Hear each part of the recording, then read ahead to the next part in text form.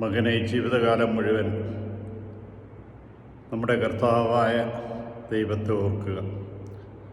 ഒരിക്കലും പാപം ചെയ്യുക, അവിടുത്തെ കൽപ്പനകൾ ലംഘിക്കരുത്.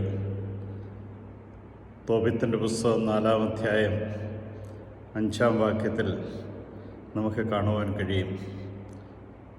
തോബിത്ത് തോബിയാസിന് നൽകിയ ഉപദേശമാണ്. ജീവിതകാലം മുഴുവനും കർത്താവിനെ ഓർക്കണം. ഒരിക്കലും പാപം ചെയ്യരുത്, അവിടുത്തെ കൽപ്പനകൾ ലംഘിക്കരുത്. ഒരു പിതാവിന് തൻ്റെ മകന് കൊടുക്കാൻ പറ്റിയ ഏറ്റവും നല്ല ഉപദേശമാണ്.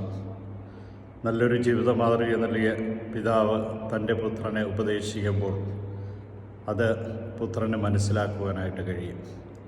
തെറ്റായ ജീവിതം നയിച്ചുകൊണ്ട് ഇങ്ങനെ മക്കളെ ഉപദേശിക്കുവാൻ ആർക്കും സാധ്യമല്ല.